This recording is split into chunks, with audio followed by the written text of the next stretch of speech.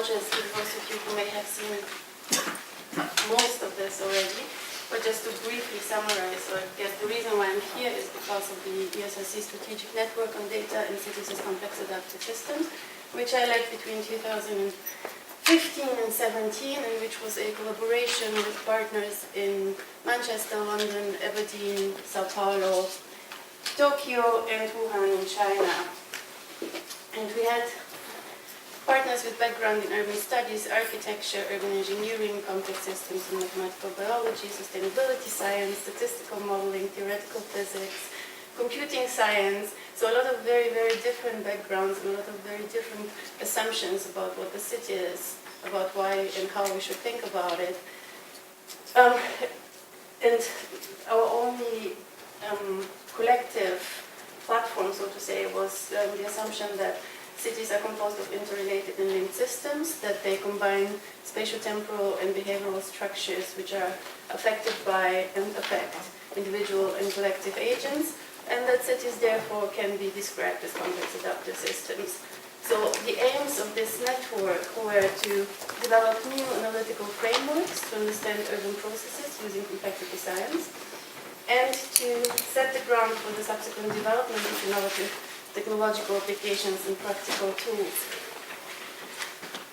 One of the first outcomes or outputs of this is this book, Defining the Urban, because as I said before, we started off with very, very different ideas of what is the city, why should we deal with it, and how should we describe it. This is actually an 8-year-long process, so that's the final outcome of this. We just published a policy brief on sustainable smart cities. They made us put the smart into the title, but it really is about applying a complexity science approach to achieve urban sustainability. It is a lot about ICTs and how to deal with it. However, we really rely heavily on a more comprehensive understanding of what all of these things may be. And what I'm going to be talking to you about today very, very briefly, in most of our imaginations probably has very little to do with those advanced technologies and a lot more with very basic human needs. So I will start with a brief background, or actually a brief demonstration of what Chinese cities are today and how we can understand them, and how sanitation and everyday practices of sanitation can help us understand the contemporary urban condition. All of us are familiar with those kind of pictures of China, I guess. The new centers of global capital, if you want, the new compounds for the elites in the centers of cities, the new developments for the urban middle class, high-rise buildings, then the leftovers from socialist eras and previous eras of urban development, and all of this coexisting in a kind of urban borderland conditions, side by side, urban middle-class enclaves with the quarters of the poor, the urban villages that we heard about yesterday. And what happens in between those things is a sort of social, cultural, spatial, economic, temporal borderland that combines those very different identities and influences. And the literature will have you that those things, that those enclaves are very separated from each other, that there is no interaction, and that there's nothing good about it. This very short study that I did, I could talk about this for about 3 hours, but this is a short, a snapshot of this borderland and the agents on it. It really is people from the poor areas, people from the rich areas, people in between who do not belong anywhere, and all their interrelations and relationships. They can be positive, they can be negative, they can be conflict, they can be friendship, they can be microeconomic exchanges, they can be really anything, but there are relationships that happen between individual human beings within those urban spaces. The guards, whose job is to not let the migrant population into those polished, landscaped, gated communities, and who do let them in because they have personal relationships with them. Or the lady who lives in the high-rise upper-class building who tells you she would never shop from the migrant salesperson or flying seller on the street, and who you see doing exactly that every single day. So there's discrepancies between how people want to portray themselves and what they actually do in their everyday life. Or this lady who just does her job. She's mending people's clothes and who acts as a connector between all those different ages and social-cultural backgrounds and socioeconomic standing. And then things like Better City, Better Life, which was the motto of the Shanghai Expo 2010, and which basically, in connection with Beijing 2008, recreated this image of what the Chinese city could be, should be, and can be, manifested in things like what used to be normal, wearing a pajama in public, suddenly was not. It is something that symbolizes being backward, being rural, being not urban, being not sophisticated.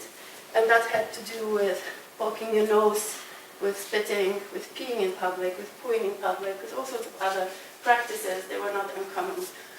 It manifested in the polishing and hiding away of poverty, of situations, spontaneous situations like this, like soup restaurants that had to close down because of brutal state interventions, 2-meter high fences, 20 centimeters away from your shopfront, trying to stop existing practices, trying to hide away poverty and undesirable practices. And all of this is a type of really, really thick coexistence where you have the person practicing his golf swing, waiting to be picked up for a game of golf, whilst in the background you have a mother or a grandmother holding her child to pee on the street because there is no sanitation technology available to the people on the other side of the street. The coexistence of the very rich with probably not even very poor, but with the outdated, with the technologies of the past. What you have here is a public toilet, or not public, but a waste collection station, which is still used by the people on this side of the street, the residents of a former middle class or working class neighborhood in this particular location. The fact that people who live in those older parts of the city do not have access to flush toilets, that they do cook and pee and do other things right next to each other in the same small confined space, that they have to carry the night pot to the waste collection station in the morning to empty it, to wash it, to bring it back home. The fact that many of the rural to urban migrants who come to China do not have access to any form of sanitation. And in fact, whilst China has been undergoing this enormous, incredible development over the last 30 years, between 1998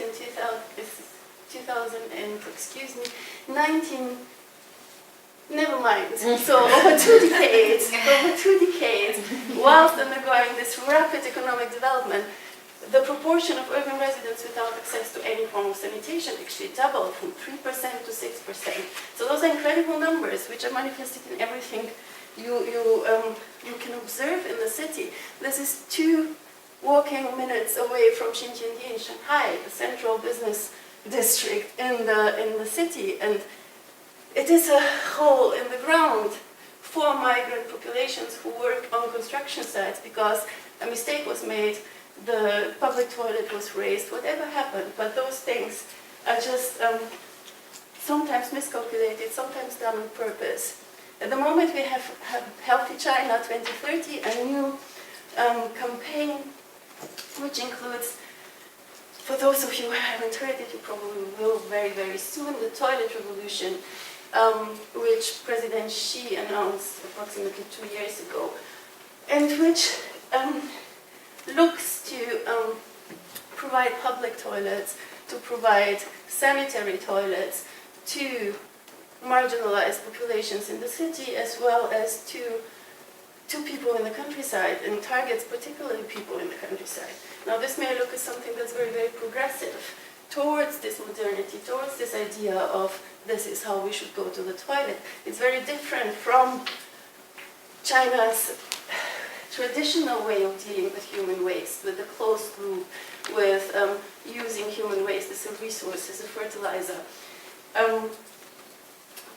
It has enormously influenced the way people think about sanitation. There are people who cannot get their kids married off because of the lack of a flush toilet, because young girls refuse to marry into a household where there is no flush toilet available. We have ridiculous things happening, like people installing the beloved toilet bowl or flush toilet into their homes, but when you flush it, it flushes into nowhere. Nobody knows what actually happens to the stuff that comes out of there. You have very, very sad situations where most of the old people or aging people that I've spoken to actually tell you, our kids don't visit anymore, and it is because of that toilet. They want to go to the toilet, but they don't want to use the pot. They don't want to go and use the dirty public toilet next door. They don't come to visit anymore. And all of this, in combination with the Sustainable Development Goals, which tell you in Goal 6 in particular, that access to sanitary, appropriate sanitation should be one of the main goals to achieve by 2030. The way China is trying to achieve this at the moment is in no way sustainable in the long term. So this is where the complex systems approach comes in, and if I had another 25 minutes or so, I could possibly try and explain what we're trying to do. But in principle, what we want to attempt is to combine an understanding of technology, of service networks, combined with an understanding of practices and everyday practices of sanitation and how it works out in very, very different ways for different groups of people within and outside of the city. And combine this with a policy analysis and how this policy landscape is created from the local all the way up to the global scale and influenced by things like the Sustainable Development Goals.